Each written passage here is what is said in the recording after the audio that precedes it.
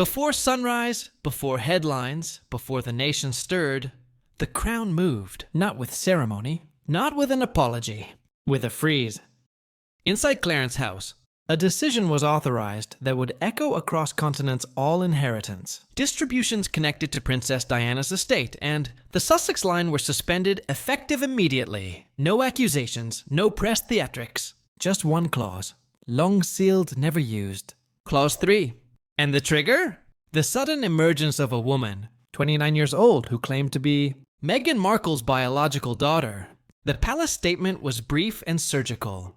Read by a senior, household spokesperson under the authority of Prince William. It cited unresolved questions regarding beneficiary eligibility under Clause 3 of Her Royal Highness's Legacy Trust. No references to lawsuits. No mention of public opinion? Just lineage in the royal language? This was seismic. Clause 3 does not judge behavior or reputation.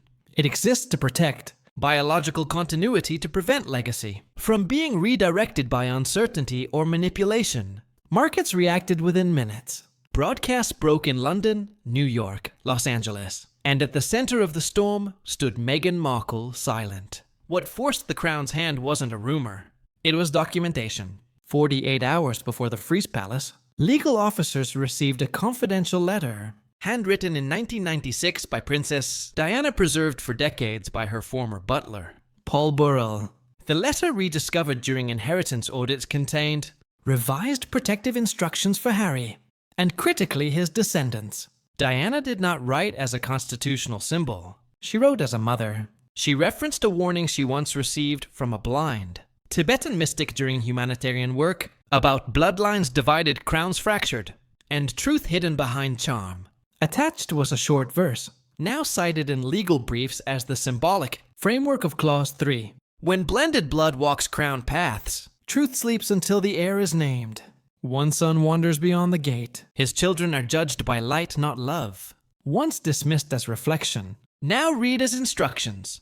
Royal archivists confirmed Clause 3. Restricts inheritance to verified biological descendants of Diana's sons. It was designed as a safeguard activated only if lineage clarity was compromised. This was not the first quiet review. In 2022, following the Sussex children's births, outside traditional royal protocol, internal verification was discussed.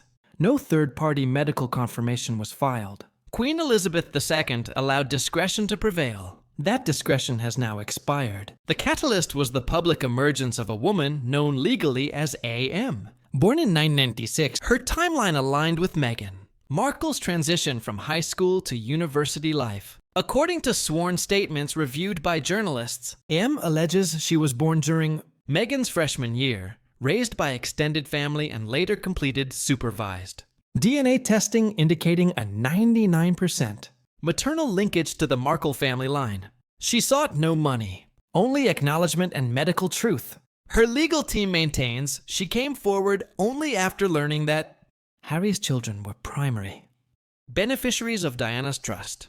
That timing changed everything. On January 12th, photographers captured Harry and Meghan in a tense confrontation at a West Hollywood cafe. Witnesses described documents, raised voices. One phrase overheard: "This destroys everything." Sources later claimed attempts were made to locate AM and propose a confidential settlement tied to silence. The offer was refused. 2 days later, the freeze. This was no longer theoretical. It was a live legal reckoning. At a confidential briefing near London's Inner Temple, AM addressed journalists and legal observers. Her words were measured, clinical. "I am not seeking titles. I am not seeking money. I am seeking confirmation." Documentation was distributed. Notarized results. Independent oversight. What elevated the issue into royal crisis territory was context-sealed records, undisclosed histories, and questions of omission. During royal vetting processes, silence from Meghan Markle followed. And in this environment, silence spoke loudly. By January 18th, the monarchy shifted from shock to containment.